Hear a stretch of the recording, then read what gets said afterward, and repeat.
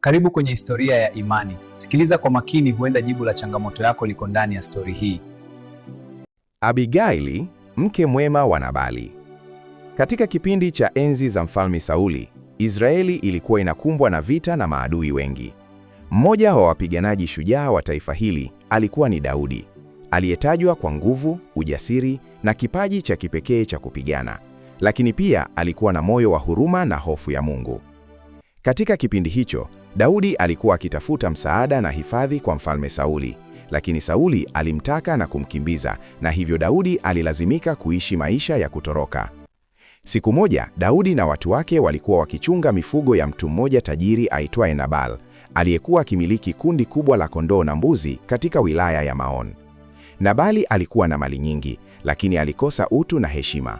Alikuwa mtu mkatili, mchoyo na asiye na huruma.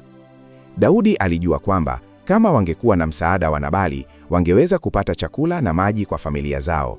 Kwa hiyo alimtuma kijana mmoja kwa niaba yake ili kumwambia Nabali, "Tulikuwa hapa kulinda mifugo yako wakati wa majira ya kuchunga. Hakuna kondoo wala mbuzi walipotea. Tafadhali tulipe msaada wa chakula na maji kwa ajili ya watu wangu, kwani tunahitaji msaada." Lakini Nabali alikataa kwa dhihaka na kusema, "Nina nini cha kumpa Daudi? Kwa nini niwape msaada watu hawa wa ajabu wanaokimbia kwa bosi wao?" Maneno hayo ya kiburi na dhihaka kutoka kwa Nabali yalimkera Daudi na watu wake sana. Daudi alijua kwamba Nabali alikuwa akidhihaki msaada wa kweli. Aliamua kuhamasisha watu wake kujiandaa kwa vita dhidi ya Nabali.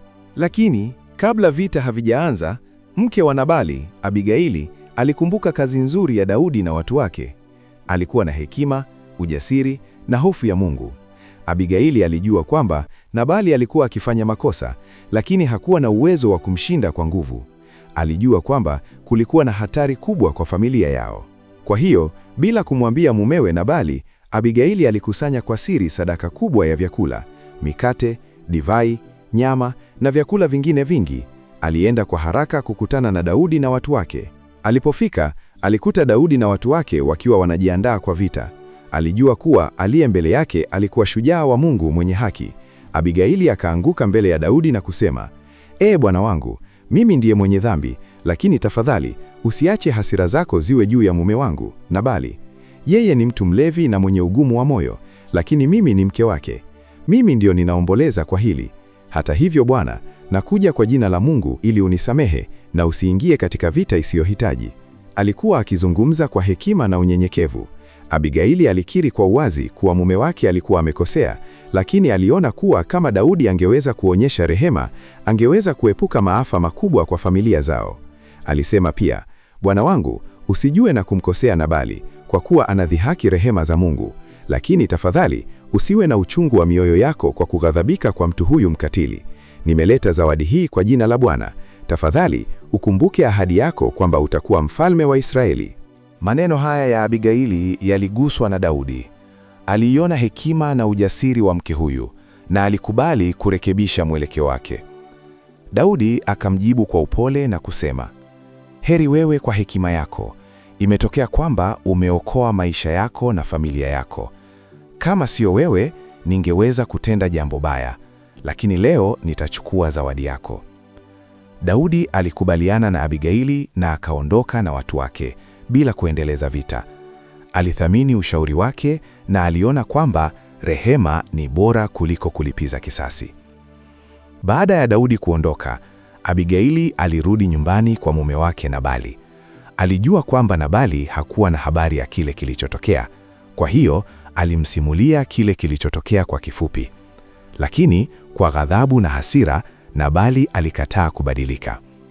Ilipotokea baada ya siku kadhaa, Nabali alikufa ghafla kwa hasira na moyo wake uliposhtuka kutokana na kile alichofanya kwa Daudi. Daudi kwa upande wake alikumbuka hekima ya Abigaili na akaoa.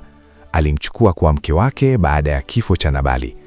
Abigaili alikuwa mke wa pili wa Daudi na aliendelea kuwa na heshima kubwa kwa hekima yake na ujasiri wake. Ujumbe wa stori hii: hekima na unyenyekevu vinaleta suluhisho, wakati hasira na kiburi huleta maafa. Mke wa hekima ni kama mlinzi wa familia na taifa. Wakati mwingine, rehema ni nguvu kubwa kuliko kulipiza kisasi. Abigaili alikuwa mfano wa mtu ambaye alijua wakati wa kutenda kwa hekima na wakati wa kuonyesha rehema. Abigaili alibaki kuwa mke wa Daudi na alijulikana kwa hekima na utu wake, akiwa miongoni mwa wanawake wa Biblia waliotumika kwa heshima kubwa. Historia hii inapatikana katika Biblia Takatifu kwenye kitabu cha Samueli wa kwanza sura 25. Na kama umebarikiwa na neno la Mungu, tafadhali usisahau kusubscribe na comment utuambie kilichokugusa zaidi kwenye historia leo. Mungu akubariki. Mimi ni Costa Kwibe Buloze, muundaji wa video hii.